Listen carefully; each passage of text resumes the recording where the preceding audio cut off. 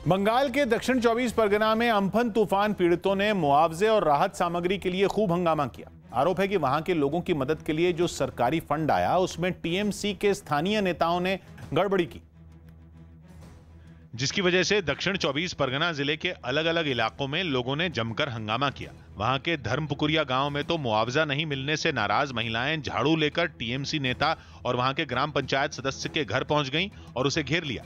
इन महिलाओं ने पहले तो ग्राम पंचायत सदस्य को जबरन घर से बाहर निकाला और फिर उसकी जमकर पिटाई की, जिसके बाद एक बुजुर्ग महिला ने आकर बीच बचाव किया।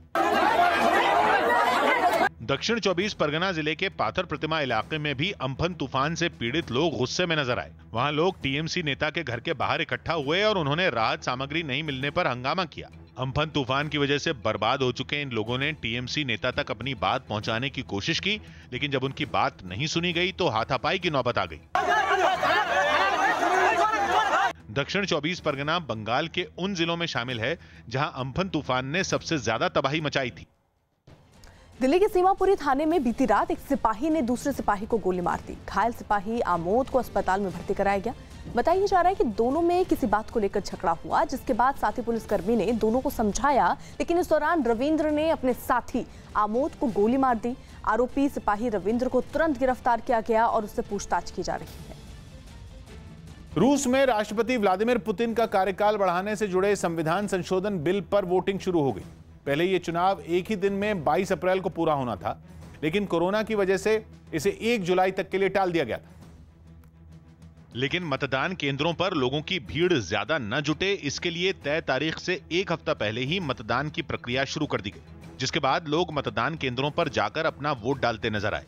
वहां मौजूद अधिकारी उनके पहचान पत्र को देखने के बाद ही उन्हें मतदान में हिस्सा लेने की इजाजत देते दिखे।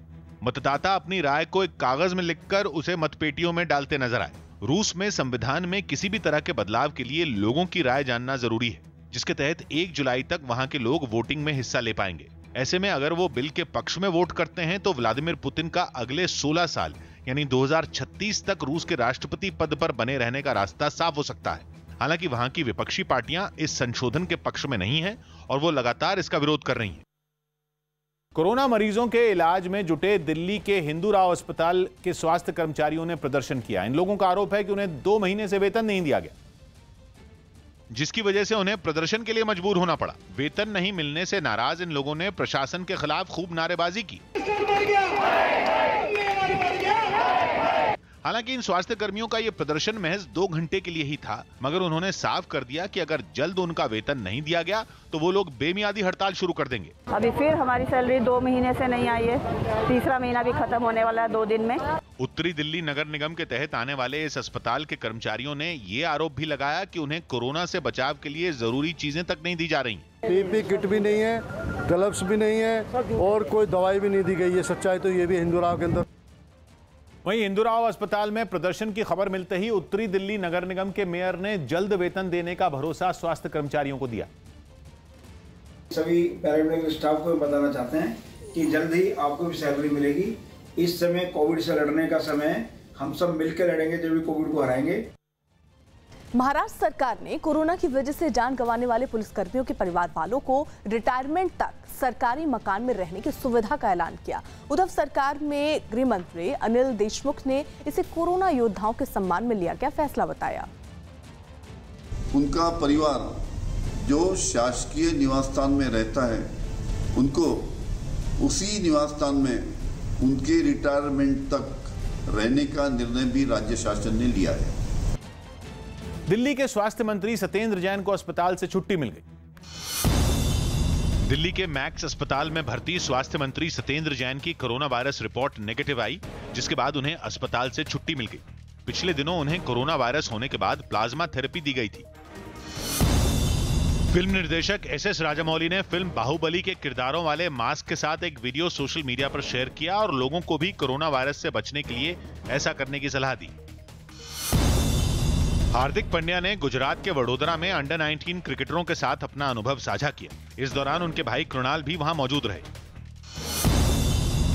चीन के सामान के विरोध के बाद कोलकाता में चीन की कंपनी के मोबाइल बेचने वाले एक दुकानदार ने मेड इन इंडिया का पोस्टर लगा दिया। जो ये शॉप या फिर जो ब्रांड के लोग हैं उन्हें ये लगा कि लोग नहीं आएंगे, कस्टमर्स नहीं आएंगे, जिसके मद्देनजर ये कदम उठाया गया है।